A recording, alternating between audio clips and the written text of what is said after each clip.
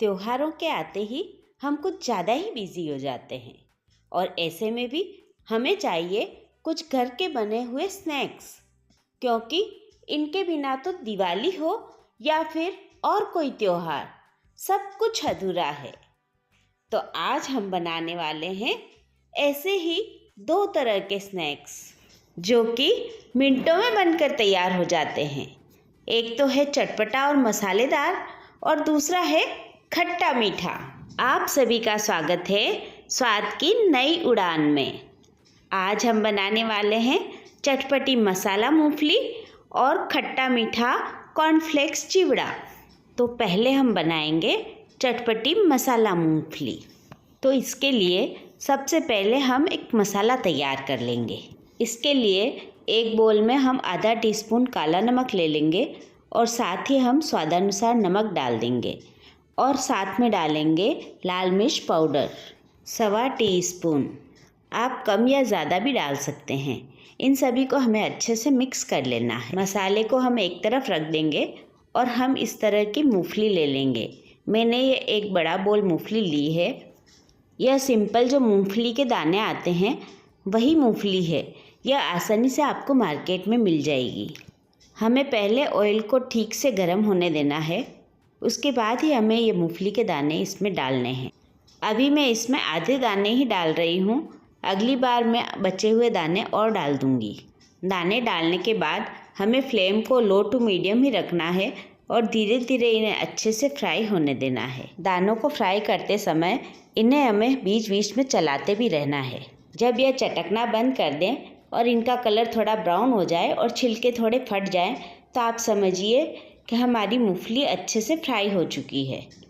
इन्हें हम निकाल लेंगे और दूसरी मूंगफली को ऑयल में डाल देंगे। इन्हें भी हमें इसी तरह चलाते हुए फ्राई कर लेना है। यदि हम हाई फ्लेम पर फ्राई करेंगे तो यह बाहर से जल जाएंगी और अंदर से कच्ची रह जाएगी। इसीलिए इन दानों को हमें गर्म ऑयल में डालना है और लो टू मीडियम फ्लेम पर इन्हें फ्राई करना है। आप देख पा रहे होंगे कि मूंगफली के छिलके फट गए हैं और इनका कलर भी चेंज हो चुका है। अब हमें इन्हें चटपटा और मसालेदार बनाना है। इसके लिए हमने जो मसाला बनाया था उसे हमें इन पर लगाना है और इसे गर्म गर्म पर ही लगाना है, क्योंकि जब ये ठंडी हो जाएगी तो इन पर मसाला चिपकेगा नहीं। थोड़ा थोड़ा मसाला सब तरफ फैलाते हुए डालते जाएं और इसे मिक्स करते जाएं। मुझे इन्हें थोड़ा और तीखा बनाना है, इसके लिए मैं लाल मिर्च पाउडर और डाल रही हूँ। यदि आपको ज़रूरत लगे तो आप भी और डाल सकते हैं, क्योंकि ये दाने थोड़े मसालेदार और चटपटे हों तभी ज़्यादा टेस्टी लगते हैं। त्योहारों पर हमें अलग अलग वैरायटी भी चाहिए, तो हो गई ना एक वैरायटी फटाफट से तैयार।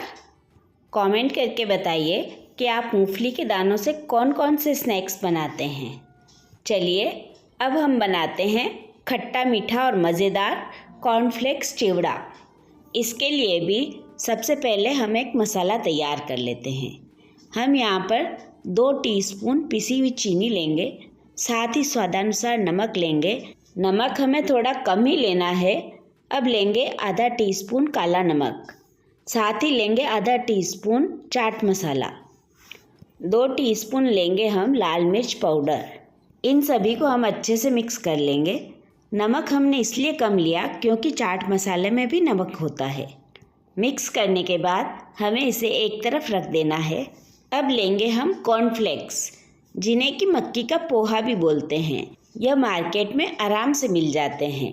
मैं एक बड़ा बोल भर करके मक्की के पोहे ले रही हूँ। आप एक बार इस नमकीन को बनाकर देखिएगा, यह बहुत ही टेस्टी लगती है। इसके साथ ही मैं एक छोटा बोल मूंगफली के दाने ले रही हूँ। आप कम या ज़्यादा भी ले सकते हैं। आप अपने हिसाब से इसका रेशो फिक्स कर सकते हैं। ऑयल को हमें अच्छे से गर्म कर लेना है और गर्म ऑयल में ही हमें इन्हें फ्राई करना है।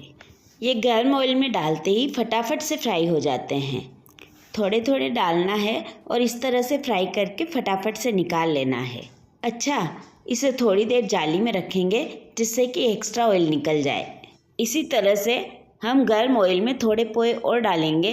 देखेंगे कि फटाफट से ये भी फ्राई हो गए हैं।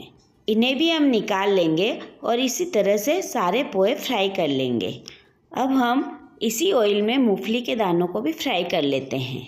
यदि आपको मेरी वीडियो ज़रा सी भी यूज़फुल लगती है तो आप मेरी वीडियो को लाइक कीजिए, शेयर कीजिए और चैनल को सब्सक्राइब कीजिए।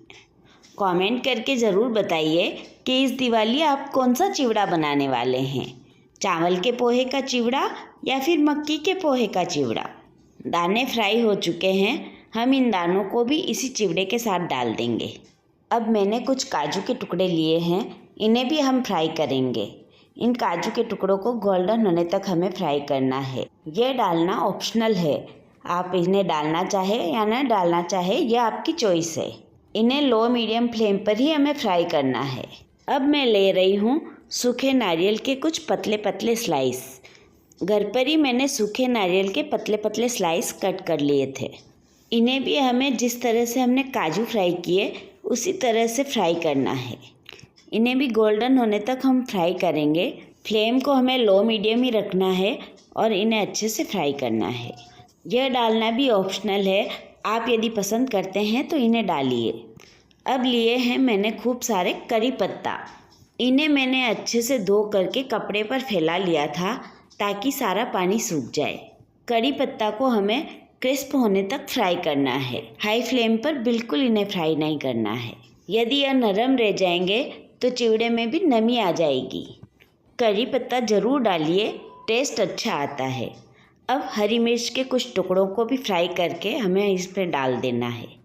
हरी मिर्च के टुकड़े भी एकदम क्रिस्पी होने चाहिए, इनमें बिल्कुल भी नमी नहीं होनी चाहिए। इन्हें भी आप लो मीडियम फ्लेम पर अच्छे से फ्राई कीजिए ताकि इनकी नमी बिल्कुल सूख जाए। आप यदि किशमिश पसंद करते हैं तो इसमें किशमिश को भी थोड़ा सा फ्राई करके इसमें डाल सकते हैं। सभी चीज़ें अच्छे से क्रिस्पी हो चुकी है। ये देखिए करी पत्ता भी एकदम क्रिस्पी हो चुका है, तोड़ने पर फट से टूट रहा है। हरी मिर्च भी अच्छे से क्रिस्पी हो चुकी है, यह भी तोड़ने पर खट करते टूट रही है। इन्हें फ्राई करते ही हमें इन पर मसाला लगा लेना है। इसके लिए हमने जो यह मसाला मिक्स किया था उसे मैं लगा रही हूँ। सब तरफ फैलाकर थोड़ा थोड़ा मसाला डालना है और इन्हें हमें मिक्स करना है। मसाला आप अपने अकॉर्डिंग कम या ज़्यादा लगा सकते हैं। आप यदि चीनी ज़्यादा पसंद करते हैं तो ज़्यादा डालिए, कम पसंद करते हैं तो कम डालिए। आप यदि मिर्च ज़्यादा पसंद करते हैं तो लाल मिर्च पाउडर ज़्यादा डालिए और कम पसंद करते हैं तो कम डालिए। इसी तरह आप यदि ज़्यादा खटाई पसंद करते हैं तो इसमें अमचूर पाउडर भी डाल सकते हैं। हमें इन्हें अच्छे से मिक्स कर लेना है, लेकिन आप ये ध्यान रखिए कि इन्हें हल्के हाथ ही मिक्स करिए, नहीं तो यह टूट जाएंगे। ये चिवड़ा बच्चों का तो फेवरेट होता है।